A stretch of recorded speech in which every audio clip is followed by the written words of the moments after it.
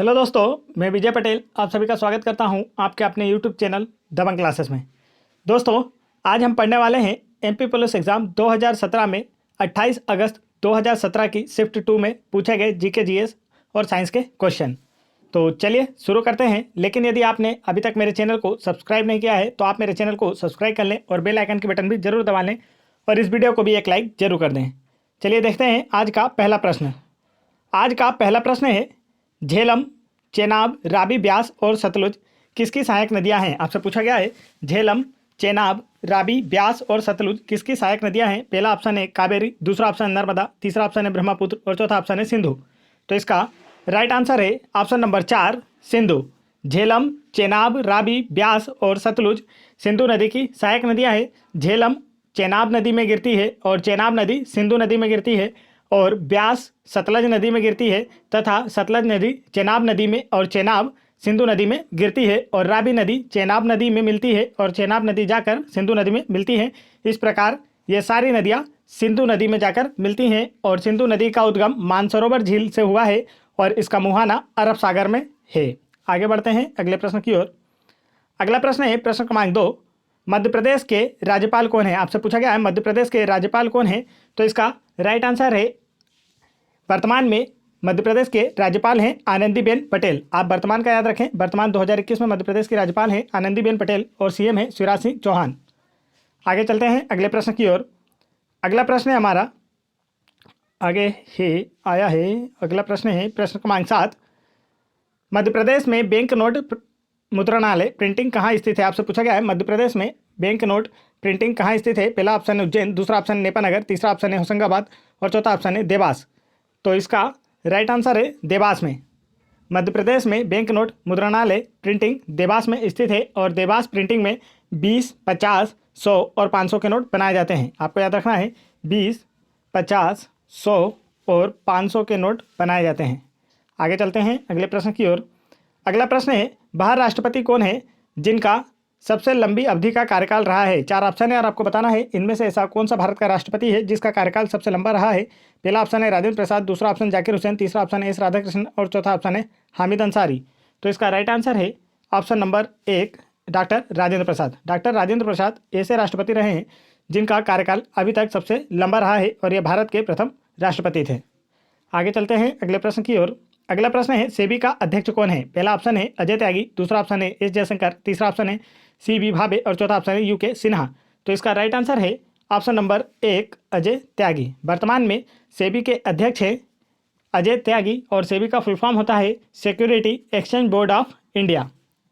चलिए आगे बढ़ते हैं अगले प्रश्न की ओर। अगला प्रश्न है, जनसंख्या के आधार पर मध्य प्रदेश का सबसे बड़ा शहर है? आपसे 4 ऑप्शन दिए गए हैं और पूछा गया है जनसंख्या के आधार पर मध्य प्रदेश का सबसे बड़ा शहर कौन सा है? पहला ऑप्शन है इंदौर, दूसरा ऑप्शन है ग्वालियर, तीसरा ऑप्शन है जबलपुर और चौथा ऑप्शन है भोपाल। तो इसका राइट आंसर है ऑप्शन नंबर 1 इंदौर।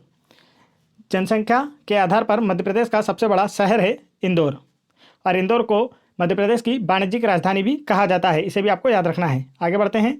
अगला प्रश्न है, मध्य प्रदेश में कितनी अनुसूचित भाषाएं मान्यता प्राप्त हैं? आपसे पूछा गया है कि भारत में कितनी अनुसूचित भाषाएं मान्यता प्राप्त हैं। पहला ऑप्शन है 20, दूसरा ऑप्शन है 28, तीसरा ऑप्शन है 22 और चौथा ऑप्शन है 35।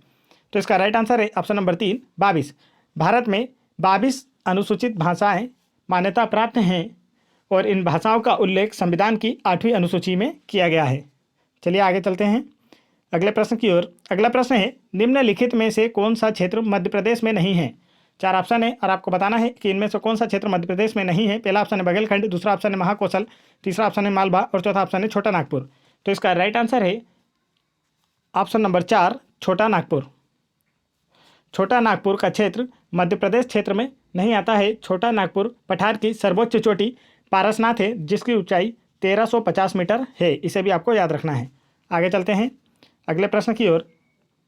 अगला प्रश्न है, महात्मा गांधी राष्ट्रीय ग्रामीण रोजगार अधिनियम 2005 के तहत वर्ष 2015 में उत्कृष्ट कार्य के लिए निम्नलिखित में से किस राज्य ने 10वां राष्ट्रीय पुरस्कार जीता? तो इसका राइट आंसर है मध्य प्रदेश राज्य ने। आगे चलते हैं, यह पुराना है, करंट अफेयर, इसे याद नहीं रखना है आपको। आगे है, किस दिन को अंतर्राष्ट्रीय योग दिवस के रूप में मनाया जाता है? आपसे पूछा गया है किस दिन को अंतर्राष्ट्रीय योग दिवस के रूप में मनाया जाता है। तो इसका राइट आंसर है ऑप्शन नंबर 2 21 जून को। प्रत्येक वर्ष 21 जून को अंतर्राष्ट्रीय योग दिवस के रूप में मनाया जाता है। आगे चलते हैं अगले प्रश्न की ओर। अगला प्रश्न है, वर्तमान में सड़क परिवहन और राजमार्ग के केंद्रीय मंत्री कौन है? आपसे पूछा गया है वर्तमान में सड़क परिवहन और राजमार्ग के केंद्रीय मंत्री कौन है? तो इसका राइट आंसर है ऑप्शन नंबर 3, नितिन गडकरी। वर्तमान में सड़क परिवहन और राजमार्ग के केंद्रीय मंत्री हैं नितिन गडकरी। आगे चलते हैं दोस्तों अगले प्रश्न की ओर। अगला प्रश्न है, वह नदी जो सिंहस्थ कुंभ मेलों का स्थल है। आपसे पूछा गया है वह नदी जो सिंहस्थ कुंभ मेलों का स्थल है। पहला ऑप्शन है नर्मदा, दूसरा ऑप्शन है क्षिप्रा, तीसरा ऑप्शन है सिंधु, चौथा ऑप्शन है गंगा। तो इसका राइट आंसर है ऑप्शन नंबर 2, क्षिप्रा। मध्य प्रदेश में उज्जैन में क्षिप्रा नदी के किनारे सिंहस्थ का आयोजन किया जाता है। आगे बढ़ते हैं अगले प्रश्न की ओर। अगला प्रश्न है, ताप्ती नदी कहाँ जाकर मिलती है? आपसे पूछा गया है ताप्ती नदी कहाँ जाकर मिलती है। पहला ऑप्शन है बंगाल की खाड़ी, दूसरा ऑप्शन है मन्नार की खाड़ी, तीसरा ऑप्शन है खंबात की खाड़ी और चौथा ऑप्शन है हिंद महासागर। तो इसका राइट आंसर है ऑप्शन नंबर 3, खंबात की खाड़ी में। ताप्ती नदी खंबात की खाड़ी में जाकर मिलती है और ताप्ती नदी का उद्गम बैतूल जिले के मुल्ताई से हुआ है। आगे बढ़ते हैं अगले प्रश्न की ओर। अगला प्रश्न है प्रश्न क्रमांक 18, संविधान में परिकल्पना किए गए अनुसार लोकसभा में अधिकतम सदस्य कितने हो सकते हैं? आपसे पूछा गया है संविधान में परिकल्पना किए गए अनुसार लोकसभा में अधिकतम सीटें कितनी हैं? पहला ऑप्शन है 552, दूसरा ऑप्शन है 250, तीसरा ऑप्शन है 546, चौथा ऑप्शन है 525। तो इसका राइट आंसर है ऑप्शन नंबर 1, 552। संविधान के अनुसार लोकसभा में अधिकतम सीटें 552 हो सकती है, परंतु वर्तमान में मात्र 545 ही सीटों पर सदस्य पदस्थ है। चलिए आगे चलते हैं अगले प्रश्न की ओर। अगला प्रश्न है प्रश्न क्रमांक 19, साइना नेहवाल किस खेल से संबंधित है? आपसे पूछा गया है साइना नेहवाल किस खेल से संबंधित है? तो पहला ऑप्शन है हॉकी, दूसरा ऑप्शन है टेबल टेनिस, तीसरा ऑप्शन है बैडमिंटन और चौथा ऑप्शन है शतरंज। तो इसका राइट आंसर है option number 3, badminton. Saina Nehwal badminton खेल से संबंधित है और ओलंपिक में कोई भी पदक अर्थात कांस्य पदक जीतने वाली पहली भारतीय महिला हैं ये। आगे चलते हैं अगले प्रश्न की ओर। अगला प्रश्न है, कोबरा थर्मल प्लांट किस राज्य में स्थित है? आपसे पूछा गया है 4 ऑप्शन है, कोबरा थर्मल प्लांट किस राज्य में स्थित है? पहला ऑप्शन है गुजरात, दूसरा ऑप्शन है उत्तर प्रदेश, तीसरा ऑप्शन है छत्तीसगढ़, चौथा ऑप्शन है मध्य प्रदेश। तो इसका राइट आंसर है Chhattisgarh. Cobra thermal power plant Chhattisgarh में स्थित है। छत्तीसगढ़ की राजधानी है अटल नगर। छत्तीसगढ़ के सीएम हैं भूपेश बघेल और छत्तीसगढ़ की राज्यपाल हैं अनुसुईया उइके। चलिए आगे बढ़ते हैं अगले प्रश्न की ओर। अगला प्रश्न है, किस वर्ष में भारत मिसाइल प्रौद्योगिकी नियंत्रण व्यवस्था में शामिल हुआ था? आपसे पूछा गया है किस वर्ष में भारत मिसाइल प्रौद्योगिकी नियंत्रण व्यवस्था में शामिल हुआ था? पहला ऑप्शन है 2011, दूसरा ऑप्शन है 1998, तीसरा ऑप्शन है 2016 और चौथा ऑप्शन है 2007। तो इसका राइट आंसर है 2016 में। वर्ष 2016 में भारत मिसाइल प्रौद्योगिकी नियंत्रण व्यवस्था में शामिल हुआ था और एपीजे अब्दुल कलाम को मिसाइल मैन के नाम से जाना जाता है। इसे भी आपको याद रखना है।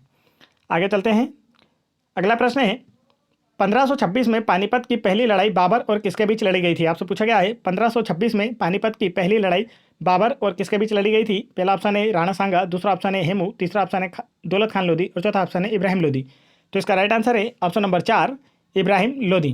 पानीपत में 1526 में पानीपत की पहली लड़ाई में बाबर और इब्राहिम लोधी के बीच युद्ध हुआ था और इसमें बाबर की जीत हुई थी और बाबर की जीत का कारण उसके द्वारा तोपों का उपयोग किया जाना था। आगे चलते हैं अगले प्रश्न की ओर। अगला प्रश्न है प्रश्न क्रमांक 23, महाराष्ट्र ने 2016 में खालिस्तान का अल्पसंख्यक दर्जा स्वीकृत किया है। 4 धर्म दिए गए हैं और आपको पूछा गया है कि महाराष्ट्र ने 2016 में किस धर्म को अल्पसंख्यक दर्जा स्वीकृत किया है? पहला ऑप्शन है पारसियों, दूसरा ऑप्शन है सिखों, तीसरा ऑप्शन है यहूदियों और चौथा ऑप्शन है पेशवाओं। तो इसका राइट आंसर है ऑप्शन नंबर 3, यहूदियों को। महाराष्ट्र ने 2016 में यहूदियों को अल्पसंख्यक दर्जा का स्वीकृत किया है। महाराष्ट्र की राजधानी है मुंबई। महाराष्ट्र के सीएम हैं उद्धव ठाकरे और इनकी पार्टी का नाम है शिवसेना। महाराष्ट्र के गवर्नर हैं भगत सिंह कोश्यारी और महाराष्ट्र के चीफ जस्टिस हैं दीपांकर दत्ता। ये बातें भी आपको याद रखना है महाराष्ट्र से। आगे चल दोस्तों, यदि आप लोगों को MP police exam 2016, 2017, MP jail प्रहरी एग्जाम 2018, 2020, एनटीपीसी एग्जाम 2016, 2017 इन सभी एग्जामों के प्रीवियस ईयर्स क्वेश्चन के जीके जीएस और साइंस के वीडियोस चाहिए तो आप उन्हें मेरे चैनल की प्लेलिस्ट में जाकर वहां से देख सकते हैं और अपनी तैयारी को और बेहतर कर सकते हैं। तो दोस्तों आगे बढ़ते हैं, देखते हैं अगला प्रश्न कौन सा है। चलिए देखते हैं। अभी तो मैथ और रीजनिंग है, तो यहाँ पर है आपका अगला प्रश्न, प्रश्न क्रमांक 13, निम्नलिखित में से किसके नाभिकीय संलयन की प्रक्रिया से गुजरने की संभावना है? आपसे पूछा गया है निम्नलिखित में से किसके नाभिकीय संलयन की प्रक्रिया से गुजरने की संभावना है? पहला ऑप्शन है थोरियम, दूसरा ऑप्शन है क्रिप्टॉन, तीसरा ऑप्शन है ड्यूटेरियम और चौथा ऑप्शन है यूरेनियम। तो यहाँ पूछा गया है निम्नलिखित में से किसके नाभिकीय संलयन की प्रक्रिया से गुजरने की संभावना है? तो इसका राइट आंसर है ऑप्शन नंबर 3 ड्यूटेरियम। ड्यूटेरियम के नाभिकीय संलयन की प्रक्रिया से गुजरने की संभावना है और नाभिकीय संलयन में दो छोटे नाभिक मिलकर एक बड़े नाभिक का निर्माण करते हैं। आगे बढ़ते हैं अगले प्रश्न की ओर। अगला प्रश्न है वे वस्तुएं जो अपना प्रकाश स्वयं उत्सर्जित करती हैं क्या कहलाती है? आपसे पूछा गया है वे वस्तुएं जो अपना प्रकाश स्वयं उत्सर्जित करती हैं क्या कहलाती हैं? पहला ऑप्शन है अलंकृत वस्तुएं, दूसरा ऑप्शन है परावर्ती वस्तुएं, तीसरा ऑप्शन है अपारदर्शी वस्तुएं, चौथा ऑप्शन है दीप्त वस्तुएं। तो इसका राइट आंसर है ऑप्शन नंबर 4 दीप्त वस्तुएं। वे वस्तुएं जो अपना प्रकाश स्वयं उत्सर्जित करती हैं दीप्त वस्तुएं कहलाती हैं। उदाहरण के लिए तारे अपना प्रकाश स्वयं उत्सर्जित करते हैं। आगे चलते हैं अगले प्रश्न की ओर। अगला प्रश्न है जब आप स्वयं के तन पर इत्र लगाते हैं तो आप ठंडा महसूस करते हैं क्यों? आपसे पूछा गया है कि जब आप स्वयं के तन पर इत्र लगाते हैं तो आप क्यों ठंडा महसूस करते हैं? पहला ऑप्शन है इत्र को निम्न तापमान में रखा जाता है, दूसरा ऑप्शन है आपके तन से ऊर्जा को अवशोषित कर इत्र आसानी से संघनित हो जाता है, तीसरा ऑप्शन है इत्र में उपस्थित विलायक आपके तन से ऊर्जा को अवशोषित कर आसानी से बाष्पित हो जाता है, और चौथा ऑप्शन है इत्र का विलायक आपके तन में ऊर्जा को स्थानांतरित कर आसानी से बाष्पित करता है। तो इसका राइट आंसर है ऑप्शन नंबर 3 इत्र में उपस्थित विलायक आपके तन से ऊर्जा को अवशोषित कर आसानी से बाष्पित हो जाता है, इसलिए जब आप स्वयं के तन पर इत्र लगाते हैं तो आपको ठंडा महसूस होता है। आगे चलते हैं अगले प्रश्न की ओर। अगला प्रश्न है प्रश्न क्रमांक 16 कोशिका के भीतर की छोटी संरचनाएं जो एक साथ कार्य करती हैं क्या कहलाती हैं? आपसे पूछा गया है कोशिका के भीतर की छोटी कोशिकाएं जो एक साथ कार्य करती हैं क्या कहलाती हैं? पहला ऑप्शन है नाभिक, दूसरा ऑप्शन है कोशिकांग, तीसरा ऑप्शन है समावेश और चौथा ऑप्शन है साइटोप्लाज्म। तो इसका राइट आंसर है ऑप्शन नंबर 2 कोशिकांग। कोशिका के भीतर की छोटी संरचनाएं जो एक साथ कार्य करती हैं कोशिकांग कहलाती हैं। आगे चलते हैं अगले प्रश्न की ओर। अगला प्रश्न है निम्न में से कौन सा एक सीमित संसाधन है? 4 ऑप्शन है, आपको बताना है इनमें से कौन सा एक सीमित संसाधन का उदाहरण है। पहला ऑप्शन है कोयला, दूसरा ऑप्शन है वर्षा अक्षयपण, तीसरा ऑप्शन है वायु और चौथा ऑप्शन है ज्वारी। तो इसका राइट आंसर है ऑप्शन नंबर 1 कोयला। कोयला एक सीमित संसाधन का उदाहरण है। कोयला अनवीकरणीय स्रोत का उदाहरण है और यह एक निश्चित समय अवधि के बाद समाप्त हो जाएगा। आगे चलते हैं अगले प्रश्न की ओर। अगला प्रश्न है प्रश्न क्रमांक 18 गलत युग्म को चिन्हित करें। पहला ऑप्शन है आंत अनैच्छिक है, दूसरा ऑप्शन है और हस्तपेशी ऐच्छिक हैं, तीसरा ऑप्शन है कष्टपेशी ऐच्छिक है और चौथा ऑप्शन है वायुमार्ग ऐच्छिक है। तो इसमें आपको गलत युग्म को बताना है। तो इसका राइट आंसर है ऑप्शन नंबर 4 वायुमार्ग ऐच्छिक है। वायुमार्ग एक अनैच्छिक क्रिया है, इसे आपके द्वारा कंट्रोल नहीं किया जा सकता है। चलिए आगे बढ़ते हैं अगले प्रश्न की ओर। अगला प्रश्न है हमारा प्रश्न क्रमांक 19 पेशी अस्थि से खालिस्तान के द्वारा संयोजित होती है। आपको पूछा गया है कि पेशी अस्थि से किसके द्वारा संयोजित होती है। पहला ऑप्शन उपस्थि, दूसरा ऑप्शन है केवल स्नायु, तीसरा ऑप्शन है स्नायु और कंडरा दोनों और चौथा ऑप्शन है केवल कंडरा। तो इसका राइट आंसर है केवल कंडरा के द्वारा। पेशी अस्थि से केवल कंडरा के द्वारा संयोजित होती है और इसके लिए आप शब्द टेंडन भी याद रखें क्योंकि कभी कभी कंडरा न देकर टेंडन दिया जाता है। पेशी अस्थि से टेंडन या केवल कंडरा के द्वारा संयोजित होती है। आगे बढ़ते हैं अगले प्रश्न की ओर। अगला प्रश्न है मोमबत्ती और सौंदर्य प्रसाधन किसके बने होते हैं। पहला ऑप्शन है पैराफिन मोम, दूसरा ऑप्शन है बिटुमेन, तीसरा ऑप्शन है केरोसिन, चौथा ऑप्शन है डीजल। आपसे पूछा गया है मोमबत्तियां और सौंदर्य प्रसाधन किसके बने होते हैं। तो इसका राइट आंसर है ऑप्शन नंबर 1 पैराफिन मोम के। आगे बढ़ते हैं अगले प्रश्न की ओर। अगला प्रश्न है हाइड्रा किसके द्वारा प्रजनन करता है। 4 ऑप्शन है और आपको बताना है कि हाइड्रा में किसके द्वारा प्रजनन होता है। पहला ऑप्शन है मुकुलन, दूसरा ऑप्शन है विद्युत विखंडन, तीसरा ऑप्शन है क्लोनिंग, चौथा ऑप्शन है इन विट्रो निषेचन। तो इसका राइट आंसर है ऑप्शन नंबर 1 मुकुलन के द्वारा। हाइड्रा में मुकुलन के द्वारा प्रजनन होता है। यह पूछा जाता है दोस्तों, काफ़ी बार कई शिफ्टों में पूछा गया है, तो आप इसे अच्छे से याद कर लें। आगे बढ़ते हैं अगले प्रश्न की ओर।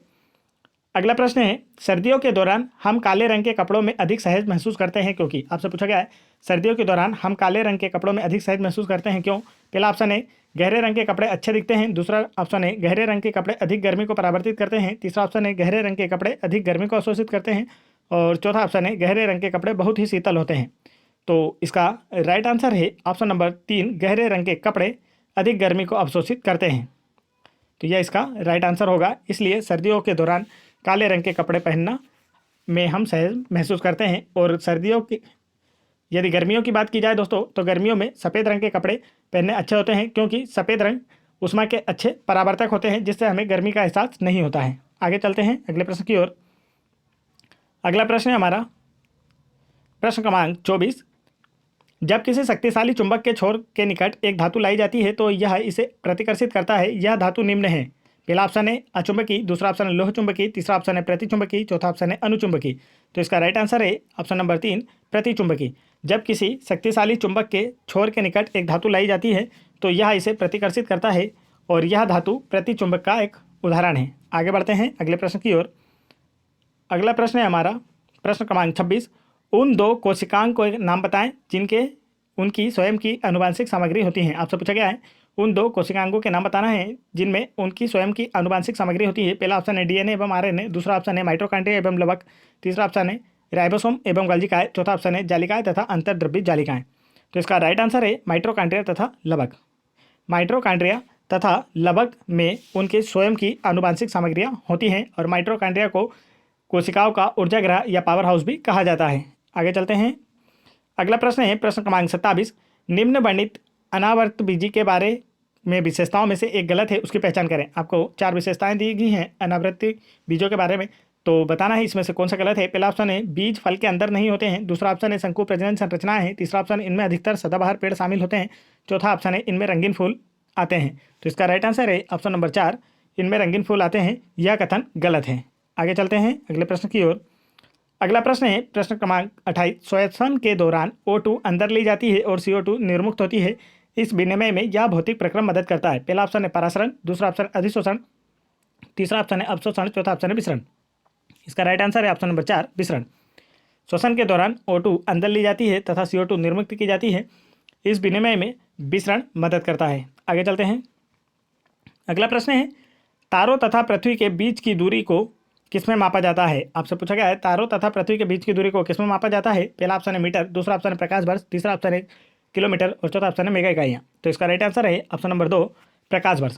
तारों तथा पृथ्वी के बीच की दूरी को प्रकाश वर्ष में मापा जाता है और एक प्रकाश वर्ष बराबर होता है 9.46 × 10⁻15 मीटर। याद कर लें आप 9.46 × 10⁻15 मीटर, और मीटर में है तब 15 और यदि किलोमीटर में पूछा जाए तो तब यह घात 12 हो जाती है। तो एक प्रकाश वर्ष बराबर होता है 9.46 × 10⁻15 मीटर या 9.46 × 10⁻12 किलोमीटर। आगे बढ़ते हैं। दोस्तों यदि आप लोगों को मेरा वीडियो पसंद आया हो तो वीडियो को एक लाइक जरूर करें और मेरे चैनल को भी जरूर सब्सक्राइब कर लें। और यदि आप लोगों को MP police exam 2016, 2017, NTPC exam 2017, 2021, jail प्रेरी एग्जाम 2018, 2020 एवं अन्य सभी एग्जाम्स के प्रीवियस ईयर्स पेपरों के GK GS और साइंस के क्वेश्चंस की वीडियो देखना है तो आप मेरे चैनल की प्लेलिस्ट में जाकर वहां से देख सकते हैं। और आप इन सभी वीडियोस की PDF फाइल फ्री में टेलीग्राम चैनल ज्वाइन करके वहां से डाउनलोड कर सकते हैं, जिसकी लिंक मैंने वीडियो के डिस्क्रिप्शन में दे रखी है। तो दोस्तों वीडियो कैसा लगा मुझे कमेंट करके जरूर बताएं। जय हिंद दोस्तों।